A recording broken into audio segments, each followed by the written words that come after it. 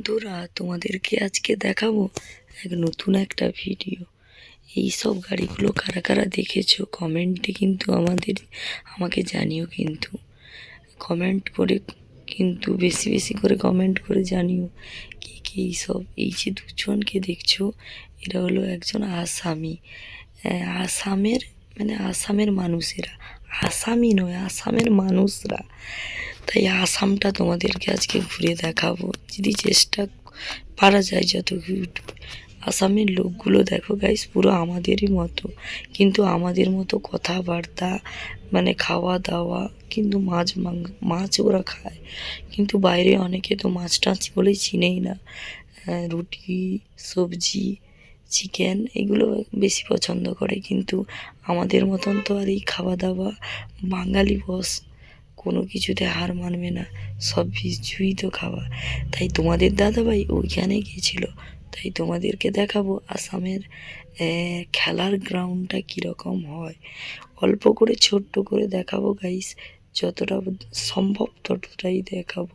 তার আগে তোমাদের দাদাভাই দু একটা ছোট গাড়ির পিক নিয়ে নাও। দেখো এই যে তোমাদের দাদাভাই দু একটা সেলফি তুলে নিচ্ছে।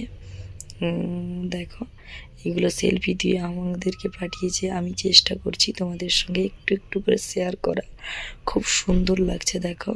আর এই ড্রেসটার যার সম্মান, এখনকার দিনে এই দেশটাকে হাত দিতে হলে অনেক যোগ্যতা লাগে গাইস। তার জন্য অনেক মেহনত, অনেক পরিশ্রম, অনেক কষ্ট, অনেক কিছু করতে হয়। চলো তাহলে একবার আসামের মাঠটা ঘুরে আসি। দেখো কি সুন্দর মাঠটা। এগুলো কি বলো তো, এগুলো আর্মি কুকুর। দেখো এগুলো লড়াইয়ে যায়, যুদ্ধে যায়, কোনো কিছুকে ওরা এগুলো তার সেন্ট পেয়ে যায় যে এইখানে মাওবাদী ঢুকেছে কি না। তাই ছোট্ট করে অল্প করে তোমাদেরকে দেখাবো। দেখো এই যে কুকুরটাকে দেখছো কীভাবে, কি মানুষের মতো। আর এই কুকুরটাকে ট্রিটমেন্ট করার জন্য প্রতি মাসে হয়তো 30-40 হাজার টাকা করে এই কুকুরের ট্রিটমেন্টে যায় গাইস। তাই চেষ্টা করছি তোমাদের সবটা দেখানোর জন্য, হয়তো পুরো সবটা শেয়ার করতে পারবো না গাইস, অল্প অল্প করে শেয়ার করব। দেখো এই ঘুমিয়ে আছে চুপচাপ করে, কীরকম ছুটে আসবে দেখবে। যারা আমার এই ভিডিওগুলো ফলো করো তারা নিশ্চয়ই তোমরা বুঝতে পারবে যে এটা কোন জায়গা বা কোন জায়গা থেকে এইসব ভিডিও করছি। দেখো গাইস, আমি অ্যাকচুয়ালি ভিডিওটা করেছি কুকুরটাকে দেখানোর জন্য তোমাদেরকে। আর কুকুরটা কি সুন্দর, সাংঘাতিক। দেখো গাইস, রে বাবা, এই যে দেখো কিভাবে লড়াই করছে। দেখো ভাবছে কেউ ঢুকে গেছে তার জন্য।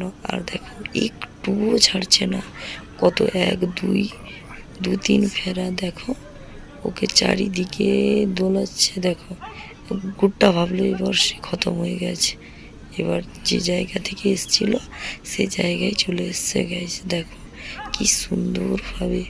দেখো যে যার বসের কুকুর, এই যে লোকটাকে দেখছো তোমরা, এনারই বসের কুকুর।